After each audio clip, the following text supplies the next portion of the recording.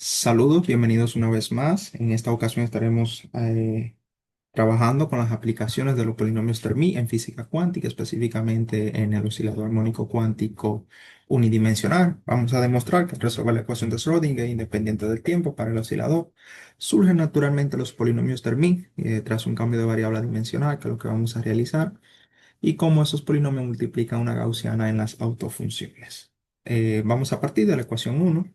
Cabe destacar que h barra es la constante de Planck, m es la masa, sigue la función de onda, v es el potencial del objeto físico en estudio, en este caso el oscilador armónico cuántico unidimensional, y es la energía del sistema.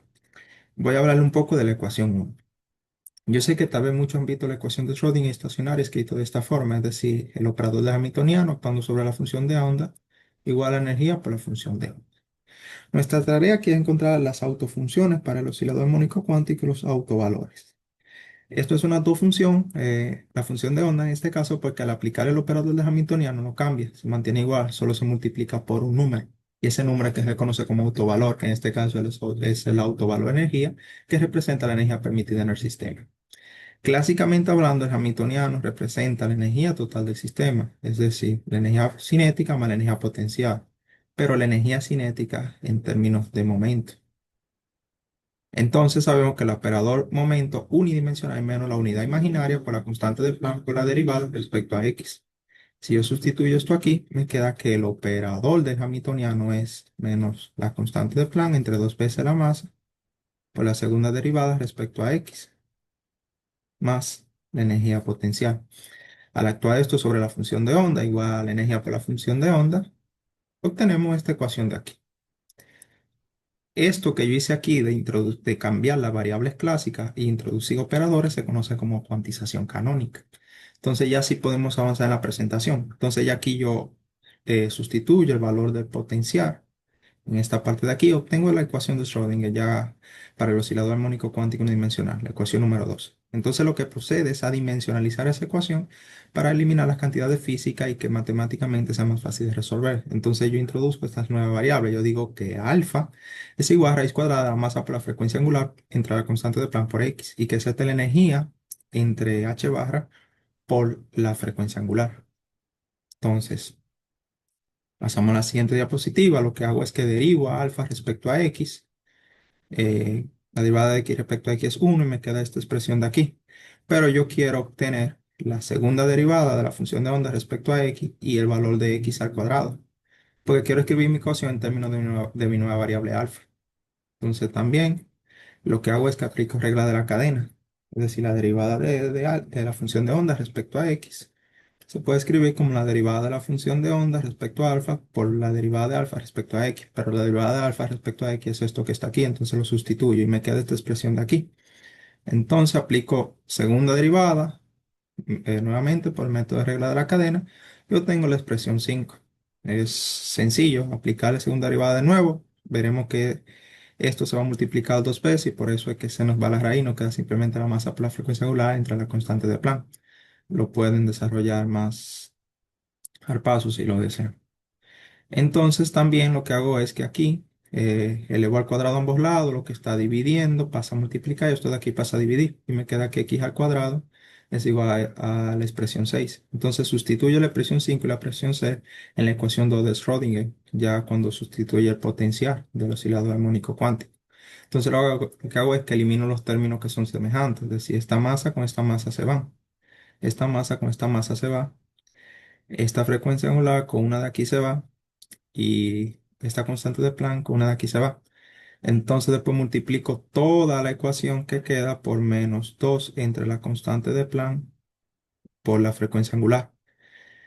Entonces lo que queda negativo pasa al otro lado positivo y saca como factor común la función de onda. Entonces me queda ya de esta forma. Pero recuerden que yo dije que Z es la energía entre la constante de Planck por la frecuencia angular. Entonces ya me queda la ecuación 7, que es la ecuación del oscilador en su forma dimensional. Está visualmente más amigable que la otra. Por eso se hace ese cambio de variable a dimensional. Se introduce esas nuevas variables. Entonces lo que vamos a hacer ahora es analizar el comportamiento asintótico de la ecuación 7. Lo que yo hago aquí es que lo paso al otro lado e invierto los signos y me queda esta ecuación de aquí. Entonces vamos a estudiar el caso, cómo se comporta la función de onda lejos del origen, es decir, cuando alfa es muy grande, cuando tiende a infinito.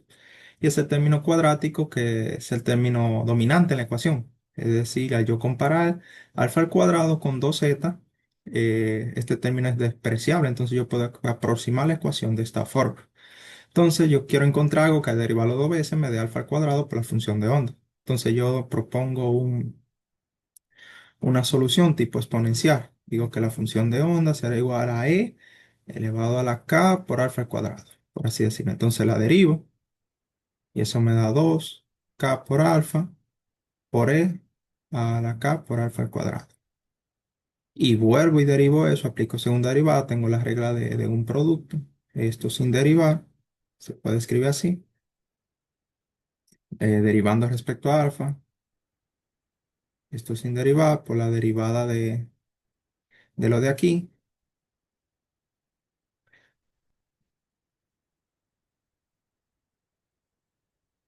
a la derivada de esto, que es 2k, por esto sin derivar.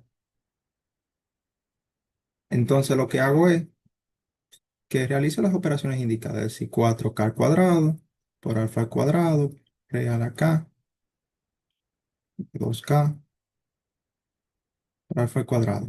Pero recuerden que yo definí e a la k por alfa al cuadrado como la función de onda, entonces solamente sustituyo, me queda 4k al cuadrado por alfa al cuadrado por función de onda, más 2k, la función de onda. Recuerden que estamos estudiando en el caso que alfa es muy grande, entonces pasa lo mismo. Este término en comparación con este es despreciable, entonces la segunda derivada se puede aproximar de esta manera. Entonces, recordemos que yo quiero encontrar algo que al derivarlo dos veces me dé alfa al cuadrado por la función de onda. Entonces, para que esa igualdad, para que esta solución propuesta se cumpla, es decir, para que esto sea igual a esto tiene que ser igual a 1.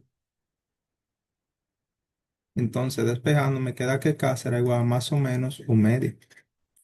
Entonces, como es una cuestión de segundo orden, yo tengo dos soluciones que son linealmente independientes. Entonces, las soluciones generales de la ecuación son estas. C sub 1 por la parte exponencial decreciente más C sub 2 por la parte exponencial creciente. Pero C sub 2 tiene que ser igual a cero. Y no porque yo quiero, sino porque este término cuando alfa es muy grande diverge. Por lo tanto, la función de onda no sería normalizable. Recordemos que normalizar una función de onda es ajustar su amplitud para que la probabilidad de encontrar una partícula en el espacio sea igual a uno. Es decir, que la integral del módulo al cuadrado de la función de onda en todo el espacio sea igual a uno. Es una integral finita y esta integral es infinita, diverge. Entonces, físicamente esto no tiene sentido.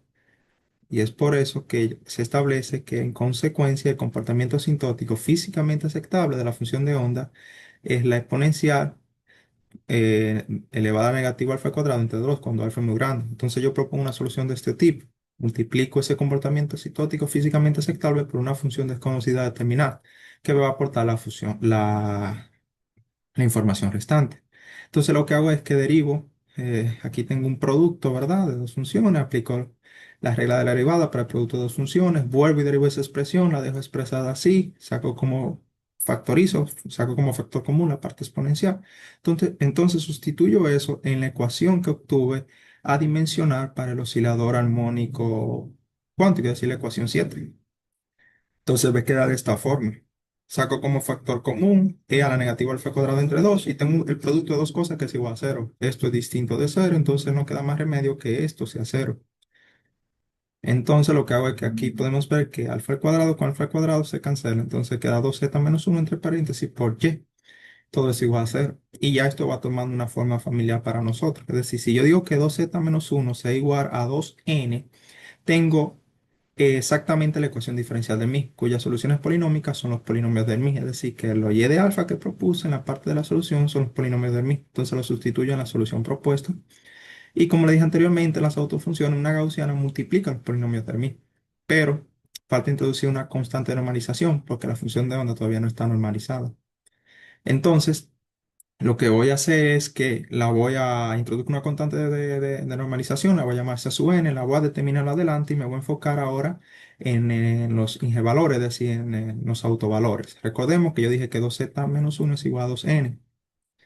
Eh, si yo 2z menos uno igual a 2n, sería 2z igual a 2n n más 1. Entonces sería z a n más un medio. Pero recuerden que z es igual a la energía entre la constante de Planck por la frecuencia angular. Entonces la energía será igual a la constante de Planck por la frecuencia angular por n más un medio. Y de ahí sale el espectro discreto de energía. Es decir, que la energía no puede tomar cualquier valor, sino valores discretos. Es decir, que la energía está cuantizada. La hipótesis de Planck de la cuantización de la energía. Entonces, luego vamos a ver una gráfica de las energías para el oscilador armónico cuántico en relación con su densidad de probabilidades. Es un resultado muy bello dentro de la mecánica cuántica. Como dije anteriormente, la energía no puede tomar cualquier valores, no es continua, sino discreta. Entonces vamos a ver después que incluso cuando n es igual a cero en su estado fundamental, todavía el oscilador conserva energía. Es decir, que sigue teniendo pequeñas oscilaciones. Entonces ahora sí vamos a determinar la constante de normalización. Para ello vamos a utilizar una propiedad de matemáticas de los polinomios de Hermite, que es la propiedad de ortogonalización en el caso cuando n es igual a m, que nos da esta parte de aquí. Entonces recordemos, como dije anteriormente, normalizar la función es que la integral del módulo de la función de onda al cuadrado en todo el espacio sea igual a 1. Entonces yo sé que la función de onda es la gaussiana por los polinomios de Hermite y también por la constante de normalización, todo eso al cuadrado. Pero aquí hay algo que no cuadra.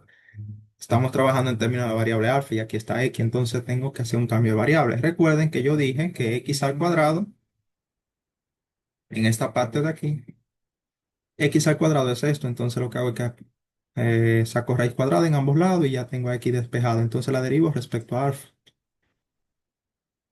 y obtengo esto de aquí. Entonces sustituyo eso ya y tengo la integral en términos de una sola variable. Lo que es constante sale fuera de la integral.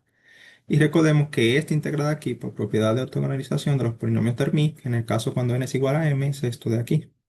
Entonces lo que hago es ya despejar hacia su n. Lo que está multiplicando pasa a dividir, hago algunos ajustes, aritmética básica, y ya tengo el valor de la constante de normalización. Entonces la introduzco. Ya tengo las autofunciones para el oscilador armónico cuántico y el espectro discreto de energía. También aquí hay una gráfica de densidad de probabilidad de los estados estacionarios, desde las autofunciones del oscilador armónico con sus correspondientes niveles de energía. Como dije, miren en el estado fundamental, todavía sigue teniendo energía.